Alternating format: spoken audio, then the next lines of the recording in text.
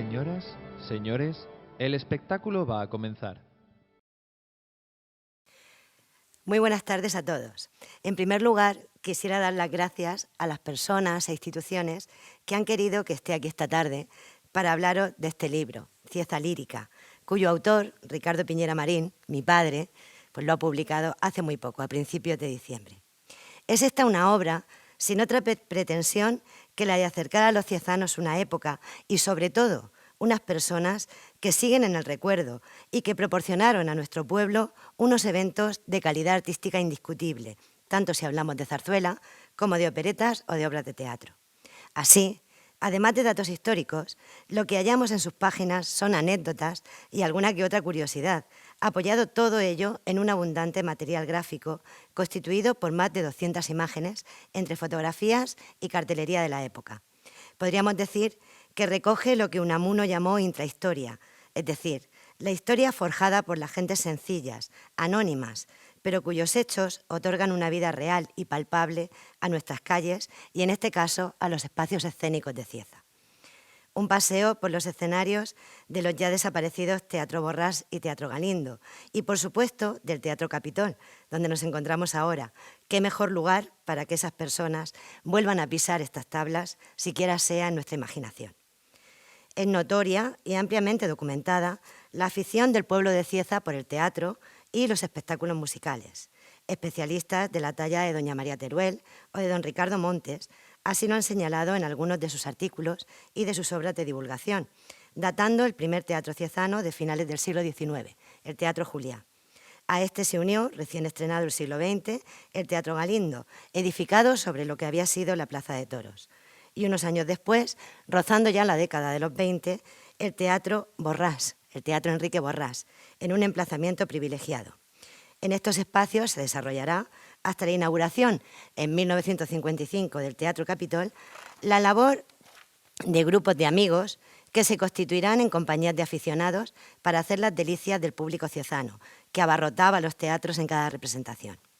La primera de estas representaciones, que Ricardo Piñera recoge en Cieza lírica, tiene lugar en el año 1923.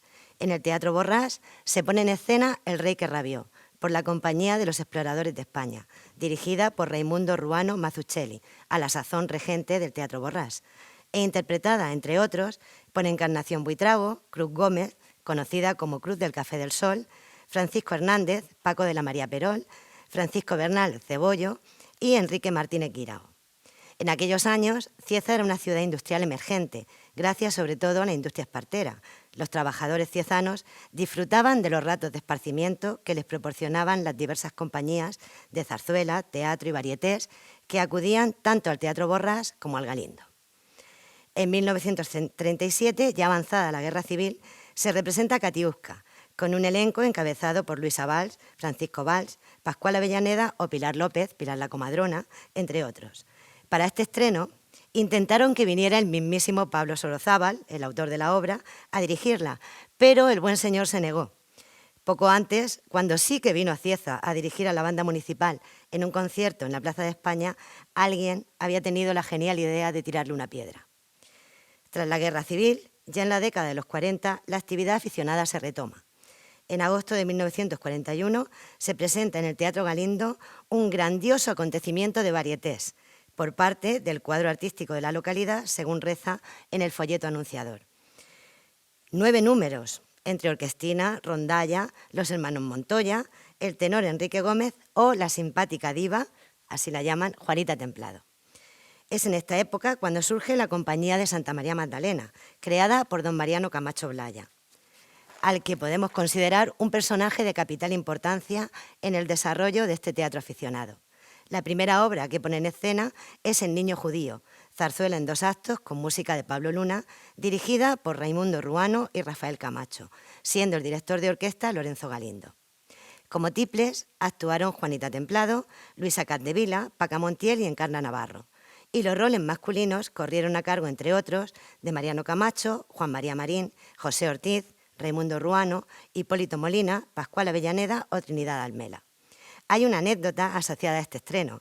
Los espectadores se extrañaron del enorme despliegue policial y de seguridad que vieron en el teatro ya que estaba totalmente tomado, desde la entrada al patio de butacas, el principal, general e incluso el escenario, por fuerzas de la Policía Municipal, de la Guardia Civil e incluso agentes de paisano.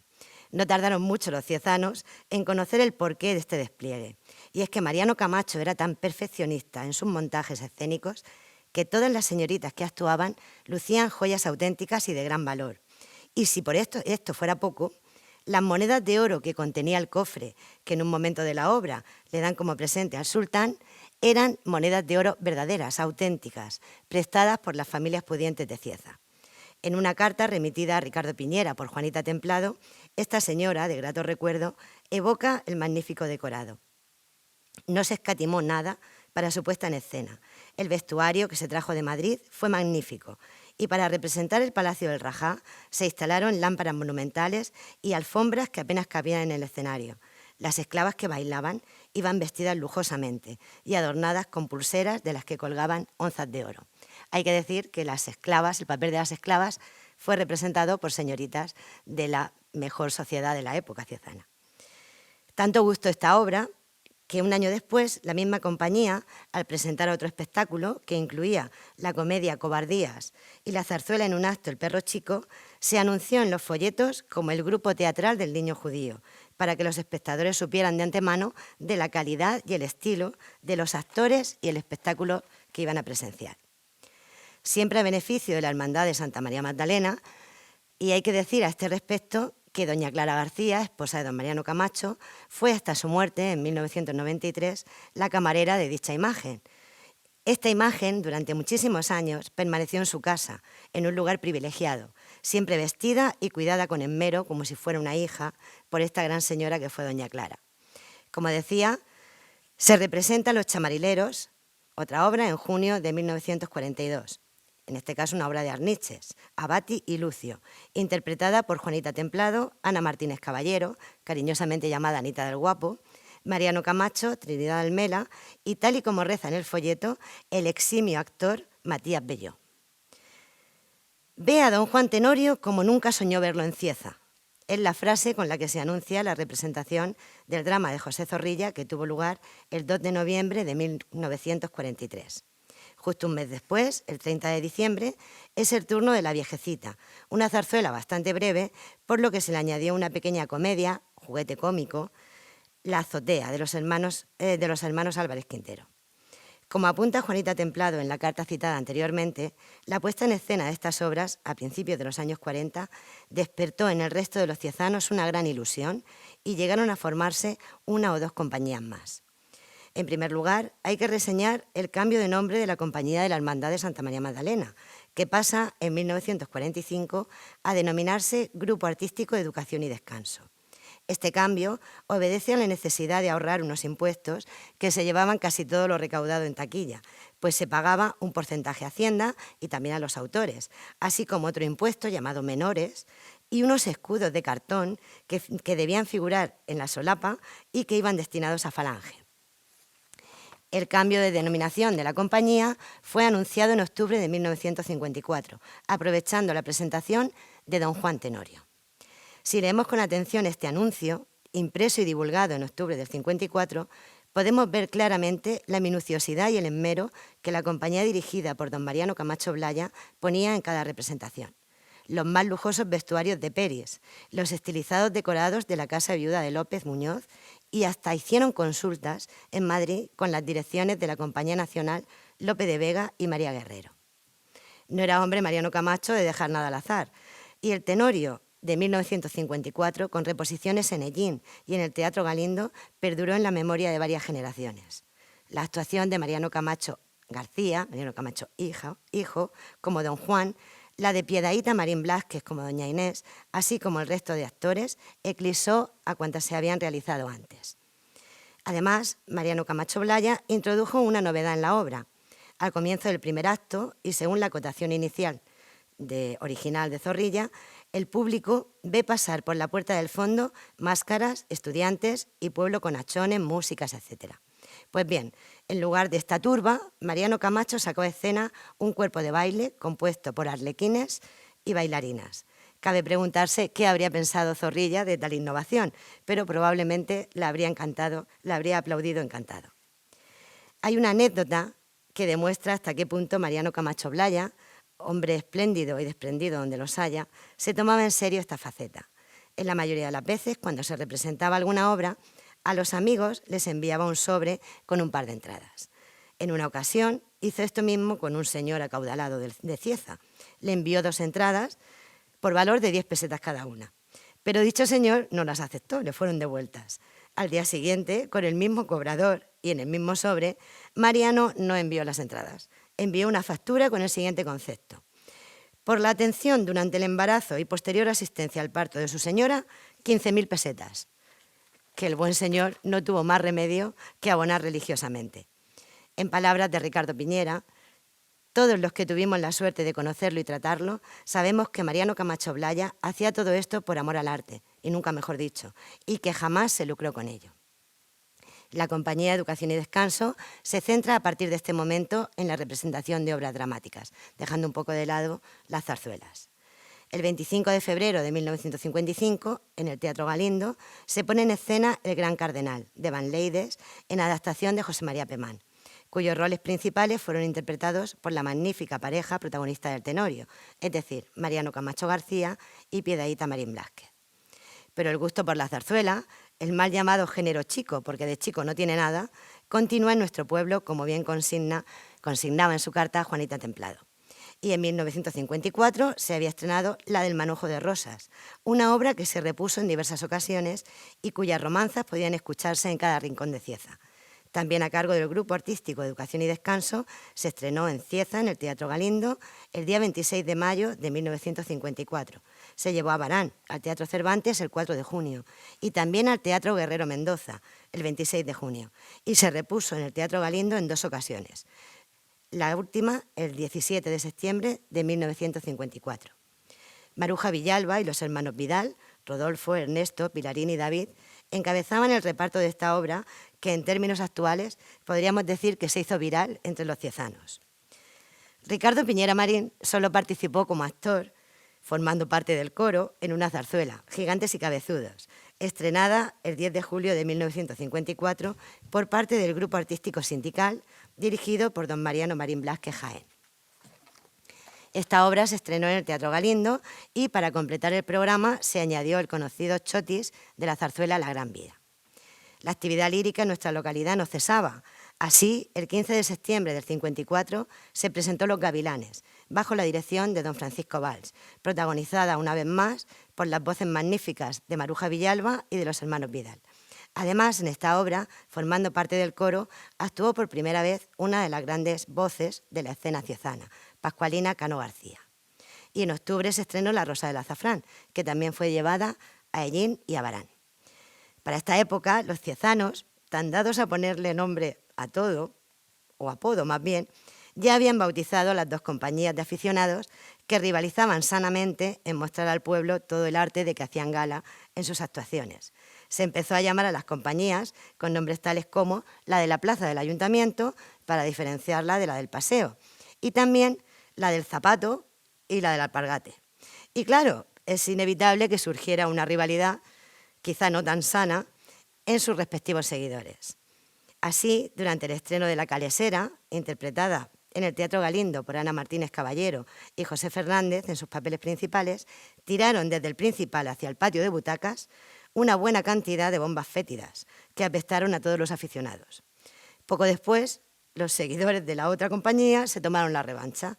El Teatro Borrás disponía, encima de las plateas, de unos grandes ventiladores para refrigerar el teatro. Y los aficionados compraron pimienta molida y la esparcieron con ayuda de dichos ventiladores. En palabras de mi padre, allí tosió hasta el monario. Afortunadamente, la cosa no pasó a mayores, gracias al sentido común de todas las personas que intervenían y que consideraron que incidentes así no beneficiaban a nadie.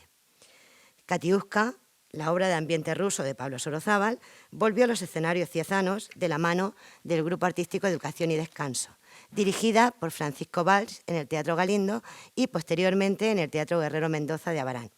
Rodolfo Vidal como Pedro, Maruja Villalba como Catiusca y el magnífico dúo cómico formado por David y Pilarín Vidal en los papeles de Bonnie y Olga respectivamente, junto con el resto del reparto, volvieron a hacer las delicias de un público entregado. Un punto de inflexión en esta, que podríamos llamar historia del corazón, lo supone la inauguración del Teatro Capitol el 15 de octubre de 1955. El programa inaugural fue excepcional. Se abrió con la representación de La Viuda Alegre, opereta de Fran Lear, por parte de la compañía de Astarloa y María Caballé, a la que siguieron la representación de Luisa Fernanda, zarzuela del maestro Moreno Torroba, y la excepcional Marina, la obra favorita de mi padre, por cierto, de Emilio Arrieta. Poco cuesta imaginar la expectación de cuantos llenaban aquel día este recinto, la sala del Teatro Capitol, cuando se abrió el telón para que don Antonio Pérez Gómez diera el discurso inaugural. Y este insigne ciezano no vaciló en criticar el hecho de que tal espacio escénico se inaugurara con una opereta extranjera, cuando la tradición lírica española era tan importante. De modo que la orquesta, tras cerrarse el telón, sorprendió a todos los presentes con la obertura de La Revoltosa, ganándose así una cerrada ovación. Poco después, el escenario del Teatro Capitol recibiría un espectáculo tan grandioso que Cristóbal Martínez, el propio gerente del teatro, no pudo más que decir: si yo hubiera sabido que esto iba a ser así, habría sido la primera obra estrenada en el Capitol. Se trata de la opereta, también de Fran Lear, El Conde de Luxemburgo, puesta en escena por el Grupo Educación y Descanso, bajo la dirección de don Mariano Camacho Blaya, cuya orquestación estuvo a cargo de más de 20 profesores de orquesta e incluía un cuerpo de baile, la colaboración del Orfeón Cristo del Consuelo y todo el lujo que se pudiera imaginar, tanto en vestuario como en decorados. Tanto es así que Rodolfo Vidal, uno de los intérpretes principales de la obra en cuestión, recordaba que Mariano Camacho, en ese afán de perfeccionismo que lo caracterizaba, supo que en el estreno de dicha opereta, en Viena, en la escena del brindis, el espumoso elegido había sido el champán Grand Pommery, similar al Dom Periñón, es decir, no solo caro, sino también bastante difícil de conseguir. Pero esto no fue un impedimento para el director de escena, que no dudó un segundo en mantener esta tradición y lo hizo traer de Madrid, de Mantequerías Leonesas. En enero de 1956, la obra elegida fue La Parranda, estrenada en el Teatro Capitol por el Grupo Artístico Cristo del Consuelo e interpretada por la misma pareja protagonista que La Calesera, es decir, Anita Martínez Caballero y José Fernández. El tenor Antón Navarro, asiduo a estas representaciones, muy conocido por el público de la época, quedó tan impactado por esta representación que invitó a los coros a que actuaran poco después en el Teatro Romea de Murcia, con motivo de una representación de la misma obra. Y su actuación fue tan memorable que se dio uno de esos acontecimientos que pocas veces ocurren. La lámpara central del teatro se iluminó para homenajear a los artistas, algo que quedó para siempre en la memoria de cuantos ahí estaban.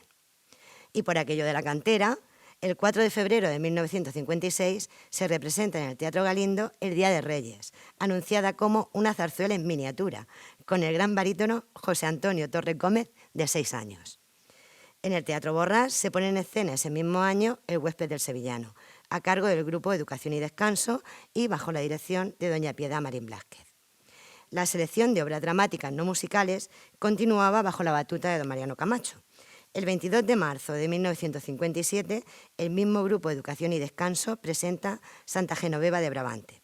Volvieron a traer decorados y vestuario de Madrid, así como maquilladores y peluqueros para apoyar a los ciezanos. La luminotecnia corrió a cargo de José Clemares, del Teatro Romea, y es de destacar la nota en el folleto anunciador. No deje de ver este drama de intensa emoción, montado por primera vez en Cieza, con el acostumbrado esplendor de este grupo artístico en que las escenas trágicas harán conmover a los más indiferentes e insensibles, y las danzas de los espías en el campamento del conde Sigfrido le deleitarán con su depurada ejecución artística. Puede resultar curiosa la reposición a lo largo de estos años de algunas obras que por lo visto eran muy del gusto del público. Así, el 29 de marzo de 1957, el Grupo Artístico Cristo del Consuelo repone El Rey que rabió, dirigido por don Luis Gómez Templado en el Teatro Capitol, con vestuario y decorados traídos una vez más de las mejores casas de Madrid. Llegados en este paseo por la escena ciezana a la década de los 60, hay que reseñar dos aspectos importantes. Por un lado, el redescubrimiento de un dramaturgo español importantísimo, cuyas obras ya habían hecho furor antes de la Guerra Civil, Alejandro Casona, cuyo regreso a España en 1962, tras el exilio, dio lugar a lo que en términos escénicos se denominó el Festival Casona, que se prolongó durante varios años hasta después de la muerte del autor, acaecida en 1965. Mariano Camacho Blaya llevará a escena 2 obras de Casona en 1962. La primera de ellas, Los árboles mueren de pie, estrenada el 4 de mayo de este año en el Teatro Capitol, a cargo del grupo artístico La Máscara y presentado por Antonio Pérez Gómez.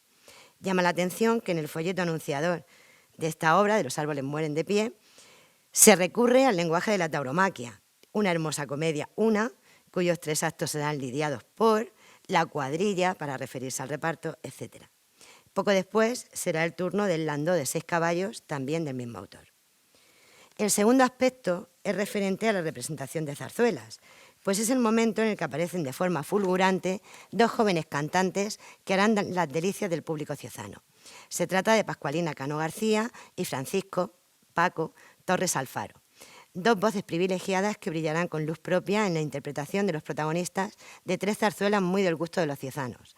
La primera de ellas es Luisa Fernanda, estrenada en el Teatro Capitol en 1961, en la que estuvieron acompañados por el magnífico tenor José Antonio Parra Albarracín. Posteriormente, volvieron a encarnar a la pareja protagonista en La Rosa del Azafrán, bajo la dirección de Luis Gómez Templado, obra que también se representó en la vecina localidad de Llín. Por último, Pascualina y Paco serían respectivamente Margarita y el príncipe Alberto de Molinos de Viento, opereta del maestro Luna. La compañía Amigos de las Oliveras, dirigida por Virgilio Esparza, tomó el testigo y llevó a cabo la representación de varias obras, entre ellas Los claveles, Qué listo eres, Calisto, y la última de ellas, ya en los años 80, en el Auditorio Gabriel Celaya, representaron La verbena de la paloma. No podemos acabar este repaso por los escenarios ciezanos sin hacer mención a los 3 orfeones que durante muchos años han llevado el nombre de Cieza por todo el mundo, cosechando grandes éxitos dentro y fuera de nuestras fronteras. El primero de ellos, el Orfeón Santo Cristo, fue organizado y dirigido por don Carmelo Gómez Templado en la década de los 50. Años más tarde se disolvió y gran parte de sus componentes pasó a engrosar las filas del nuevo Orfeón, llamado Amigos de la Música, dirigido en su primera etapa por don César Ausejo Fernández y más tarde, y hasta su disolución, por don Antonio Salmerón Morote. En este grupo coral actuaron los 2 hijos de José Fernández, Fernando y Conchita, cuyas voces demuestran bien a las claras que la herencia genética no es algo para despreciar. Recuerdo, personalmente, además asistí con mi padre, y lo recuerdo con mucho cariño, una actuación la mañana del 18 de diciembre de 1983 en el Teatro Capitol, donde se celebró un espectacular concierto de Navidad, en el que no solo cantó la coral, sino también participó la banda municipal y el grupo de violines. Tras la disolución del Orfeón Amigos de la Música, surge la coral Ars Nova, dirigida por don Alejandro Molina, que vino a continuar la estela de éxito de sus predecesoras y en la actualidad está considerado como uno de los mejores conjuntos corales del panorama nacional. Quisiera acabar con las palabras con las que mi padre, Ricardo Piñera, cierra su libro. Deseo de todo corazón que os haya gustado el relato de aquellos años. A mí me encanta recordarlos. He disfrutado viendo estas fotografías, pero tengo que confesar que también me he acongojado y emocionado, porque casi todos, hombres y mujeres, fueron buenos amigos a los que de verdad apreciaba y me consta que este aprecio fue y es recíproco. Por mi parte, quiero reiterar nuestro agradecimiento a quienes han mostrado su interés por este relato, personal, tal vez sesgado por los recuerdos y el cariño, pero que ha querido ser un sincero homenaje a aquellas personas, a aquellos amigos, que trabajaron codo con codo sin importar ideologías o diferencias sociales, personas que también en mi memoria tienen nombre, apellidos, voces y una hermosa imagen que para siempre quedará prendida a las tablas de un escenario ciezano. Muchas gracias.